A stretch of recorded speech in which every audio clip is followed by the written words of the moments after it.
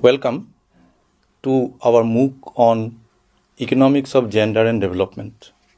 This is the very first module that we are discussing today, and in this week we have scheduled 3 modules basically to deal with the basic concepts of gender and why we need to study gender in economics.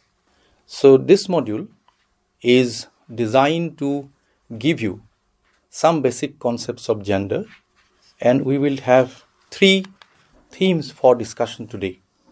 In the first, we will try to explore and understand the concept of gender, that is, what is gender and how does it differ from biological differences of sex. In the second part, we will be discussing the concept of gender, its genesis, and also the evolution over time, particularly identifying the context and contours of the different shades of ideas, and also trying to highlight the significant phases and contribution in understanding gender. In the last part, we will try to understand why do we need to study gender in economics at all, and what insights can be gained if we introduce the idea of gender in economics, and how it can be useful. So these are the 3 things that we will try to discuss today, and as we proceed, we will take some of this discussion in greater detail. So let me come to the first part of our discussion, that is understanding gender. You know that we have a biological difference of sexes between male and female, and the key to this difference is the physical or physiological difference in general, and more specifically to the difference in reproductive system and their roles. These differences are linked to the chromosomal and hormonal differences, that, for instance, the male have the chromosome XY and female XX, different dominant hormones in female like estrogens and progesterone, while in males it is testosterone. And these differences, the chromosomal and the hormonal differences, can lead to other physical differences in male and female. For instance, they can differ in weights, they can differ in heights, they can differ in their strength, power, even the voice, also the body hair, and so on and so forth.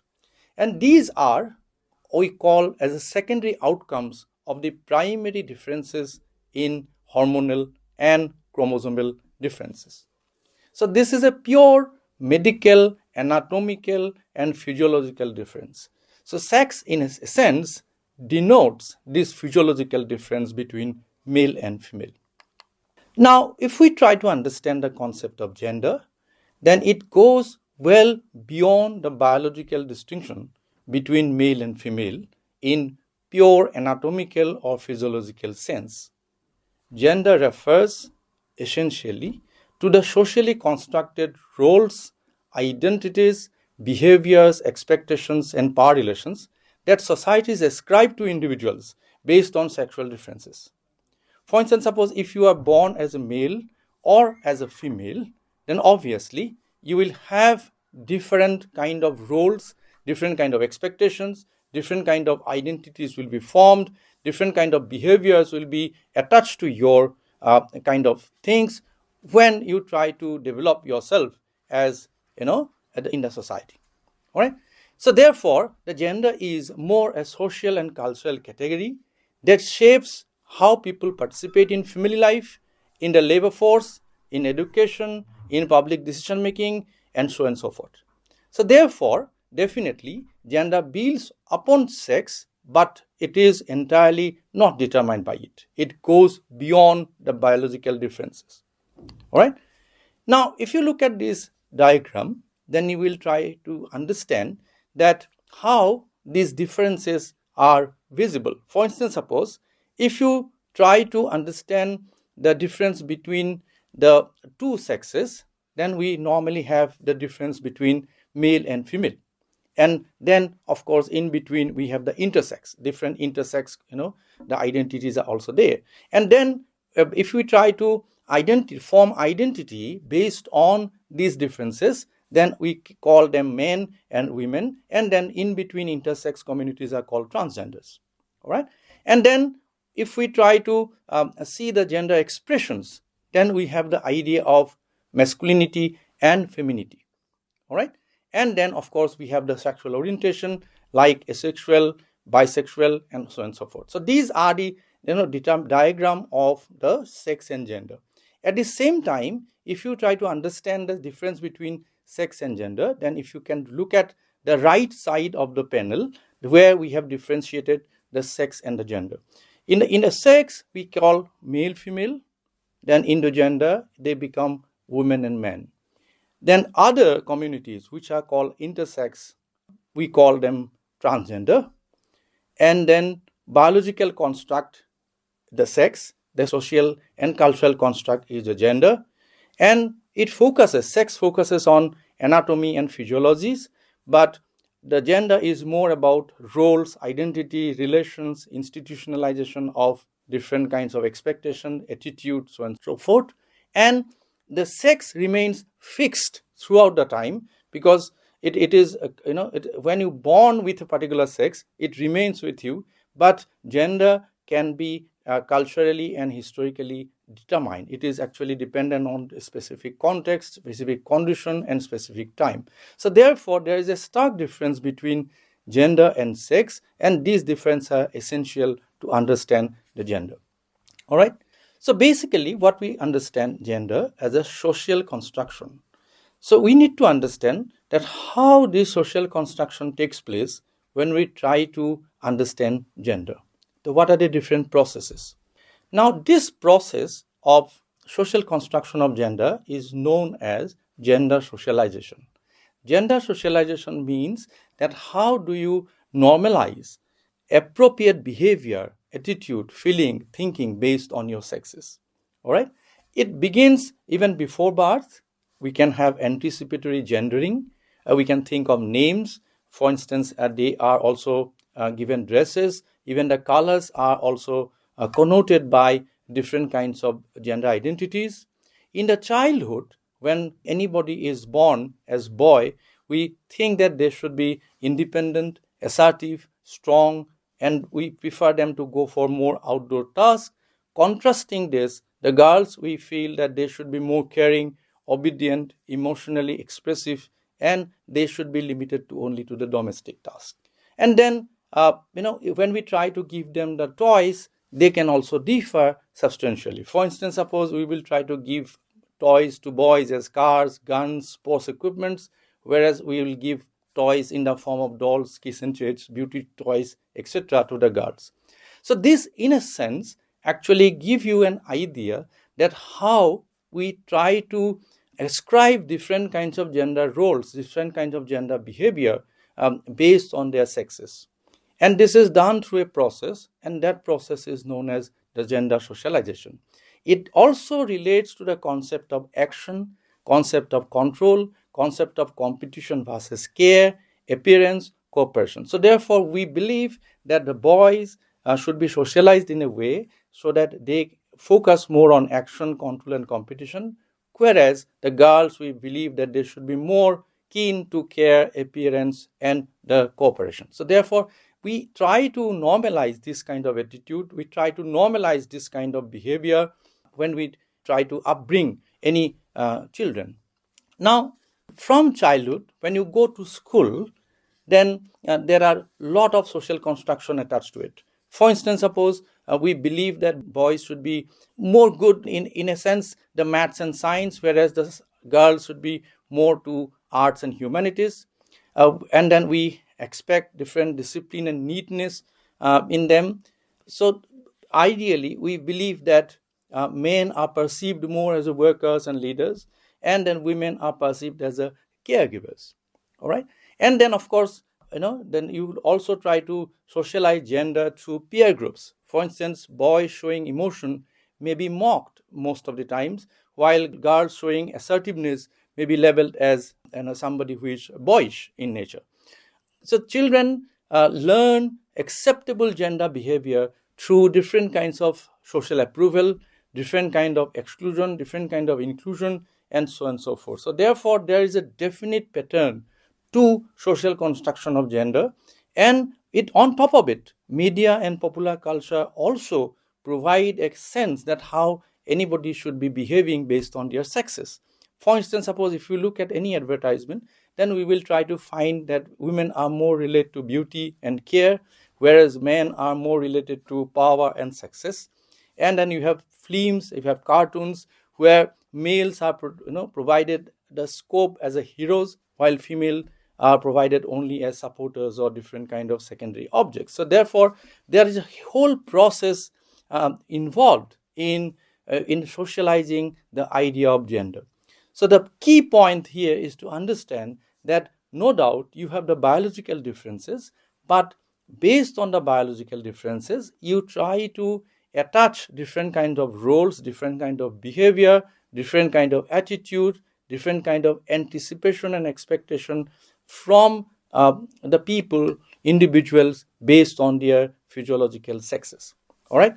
So that's, and this is done through different kind of processes, right from the birth to death, and that process is known as the socialization of gender. All right. So this is how it actually starts, and this is how this becomes normalized. All right. Now let me come to see the different, if you look at the agents of socialization, then you will find that these are all agents of socialization. You can have your ethnic background, you can have your work, media, religion, your peers, family, school, social groups, even the government, different kind of rules, regulation imposed on male and female. So therefore, this is how the whole process of socialization takes place. What is the central idea? The central idea are two.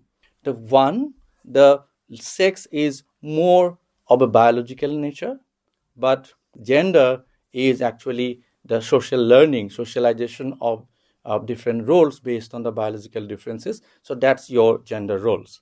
Now, second point, which is important to understand, is that institutions structure and reward your gender roles. All right, it can structure your gender roles, and also it can actually reward different kind of gender roles in terms of approval, in terms of disapproval of your behavior, attitude, and so on and so forth. So therefore, the point here is that this is the process in which different types of gender stereotypes are sustained, perpetuated, and throughout the history we have seen this kind of roles attached to different kind of individuals based on their sexes.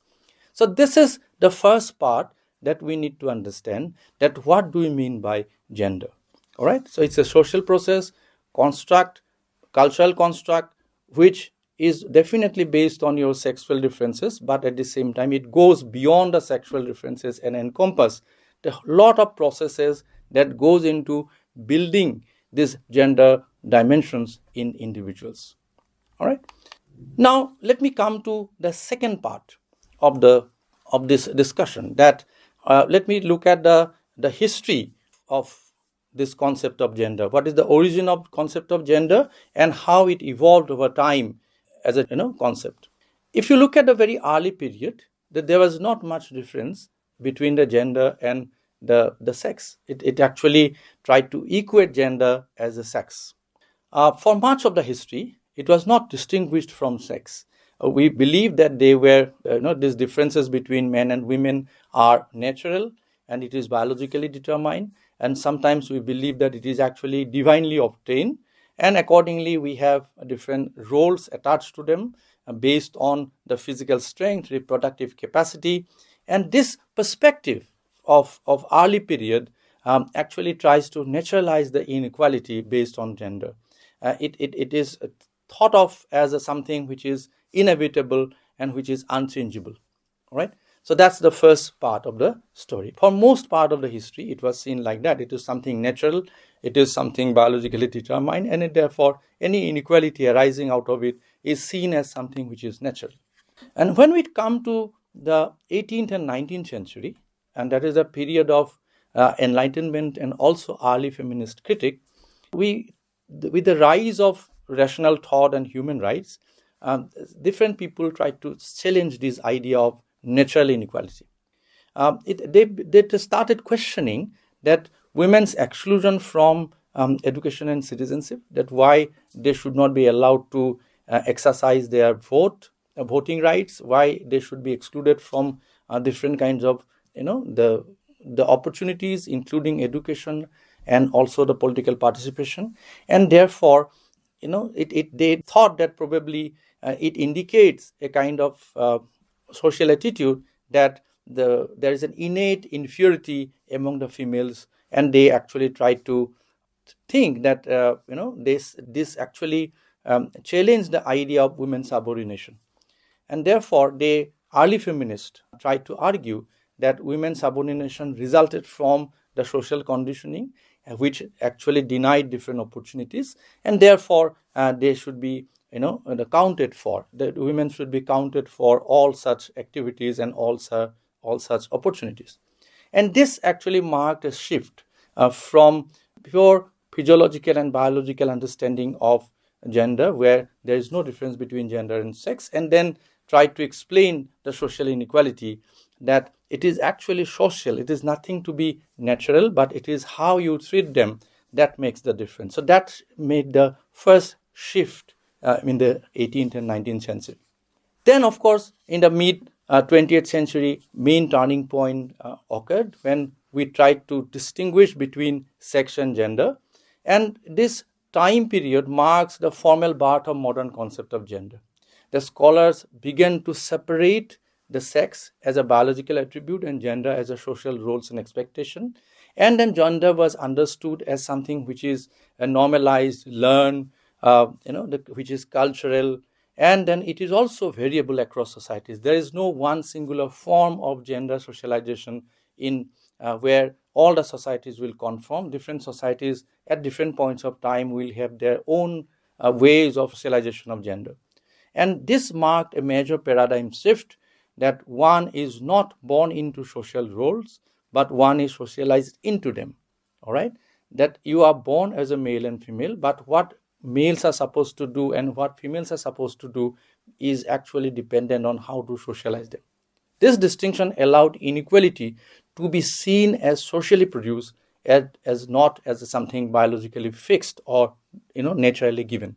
So that is the difference between gender and the early understanding of gender, the modern understanding and early understanding, where the inequality arising out of gender differences is seen as socially produced, whereas in earlier case we thought that this is something which is natural.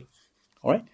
And then, of course, the feminist theory, and then when we see the 1960s and 1980s, throughout these 20 years, we have the second wave of feminist scholarship tried to enhance the understanding of gender, where it was analyzed as a system of norms, a structure of power, a basis for economic and political inequality. And then they tried to focus, apart from the political rights and participation, they also tried to see the division of labor, the justification for this division of labor, and a recognition of unpaid care work done by women most of the times, and also the other institutional discriminations, including that of patriarchy.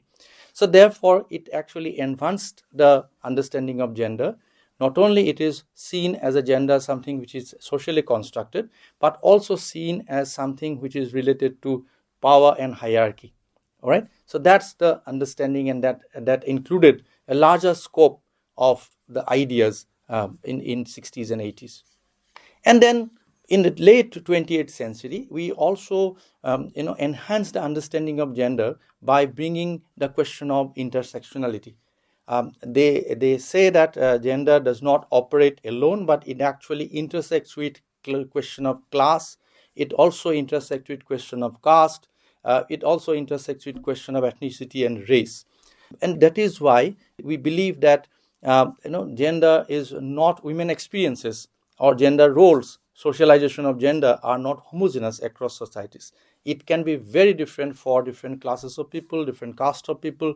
Suppose women will, of course, face some sort of discrimination, but women of a lower caste will have some more kind of discriminations than compared to those who belong to upper caste. All right. So therefore, there is a huge intersection between the concept of gender and other concepts, other categories, and therefore it actually believes that gender is shaped by multiple and overlapping systems of domination. So you do not have only form of domination as gender. You are having other forms of domination in the form of class, caste, and so on and so forth. So therefore, you have the multiple and overlapping systems of dominations, and that actually distinguishes the different kinds of gender experiences and gender roles across the societies. All right, that's a major advancement in the late 20th century. In contemporary perspective, when we try to discuss the question of gender in economics in this module, we will try to focus on the gender as a dynamic and performative idea. It is understood as a gender as a dynamic form, not as a fixed form. It is contextual. It is performed and reproduced by daily practices. And there, when we look at this, then gender is something something societies do, not something individuals are by nature. So this is, in a nutshell, the evolution of concept of gender. It started off with the concept of sex, but ended in the encompassing larger ideas related to domination, hierarchy, power, and cultural and social practices. All right. So this is the second part of the story. Now let me come to the last part of the story, where we will try to see why do you need to study the gender in economics. In traditional economics, in that is the most of the time we deal with neoclassical economics, we believe that individual economic agents are gender neutral. All right, they behave identically and they behave rationally. Everybody is looks for optimization of their own interest, and regardless of their social context. So this idea that they are gender neutral economic agents identically behaving in all social contexts is something which ignore the real world differences that exist between men and women. All right. So there is a difference between how people behave based on whether they are male or female. All right. So therefore, when we try to explicitly bring in this question of gender, then we will see that most of our understanding of economic theories will break down. For instance, most of the neoclassical understanding of how economy operates will break down when we simply recognize and explicitly introduce gender differences into the understanding. All right, we'll see a couple of these ideas, and then we will try to sum up. We will try to see the first, for instance, suppose in neoclassical economics, we have the rational, self-interested economic agent. The assumption is that individuals are autonomous, they are rational, utility maximizing, and self-interested. Now, if we bring in the question of gender, then we have the idea that gender socialization will shape their preferences, risk behavior, and also form different kinds of constraints. So therefore, women decisions will be influenced by the care responsibilities, social norms, bargaining power within the household, so on and so forth. As a result of this understanding of gender and recognition and explicit introduction of gender, the assumption of identical independent agents will collapse. So economic behavior becomes socially embedded, not purely individualistic. So this idea of individual, autonomous, rational behavior will change substantially, that it will be now a socially embedded behavior rather than individual autonomous behavior. So this understanding will create a distinction between how economic model will operate. Similarly, if we look at the free choice and labor supply, voluntary labor supply, standard assumption is that labor supply reflects free choice between work and leisure. If we bring in the question of gender, then we will see that women face a lot of constraint in the form of unpaid care work, responsibilities, obligations, limited mobility, social expectation. So choice in case of women will be shaped by norms and obligations, not just by wages. So it's not about the ways that will be giving choice to the women whether to work or not to work, but it will be more norms and obligations that will determine, apart from, of course, wages. And result will be that labor supply will be structurally constrained, not freely chosen. So that will be important to understand why we have the low female labor force participation rate. We will discuss this in greater detail in our subsequent module. Then, of course, we can also see the question of efficient labor markets and equal pay, where we have the standard assumption of competitive markets rewarding the productivity, and then discrimination should not persist in equilibrium. The equilibrium is optimal. There is no discrimination. But the moment we bring in gender, this will also collapse. All right. When we will consider the unpaid labor done by the women, we will see that market efficiency assumption will fail, and then discrimination become systemic, not an anomaly. If we believe that equilibrium is consistent with all sorts of equality, discrimination will be an anomaly. But here, this is not anomaly. It is actually the systemic. We can also look at the question of household as a unitary decision-making unit. There also, it will break down and it will be considered more as a sites of bargaining and conflict. All right. And then finally, of course, the equilibrium and the welfare outcomes. The standard assumption is that market move towards Pareto efficient equilibrium. But moment we bring in the question of gender, the gender norms and discrimination will distort the prices, wages, and participation rate. A result will be that equilibrium may exist, but with inefficient and unequal outcomes. So efficiency does not automatically lead to equity, as we commonly believe in Pareto efficient equilibrium. All right. So this is how this provides a summary of the neoclassical principles and effect of introducing gender.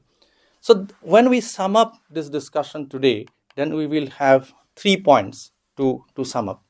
The one that regarding the concept of gender, the main point is that the sex is biological, and based on the sexual differences, we have social expectations, and then these social expectations are repeatedly reinforced through a series of processes, and where we call the gender socialization, and these internalize, normalize the gender identity and gender role. So therefore, the gender is a socially produced, identity. So far, the concept of gender, genesis and evolution is concerned. We have started with the biological differences, equating it with the gender. Then we have seen how it is attached to social roles, then enhanced to power relations. Then we bring in the question of intersectionality, and then finally we end up with the concept of dynamic social process. And then last one is the gender and economics, that we have understood that explicit introduction of gender as a category of understanding will fundamentally and radically change our economic understanding.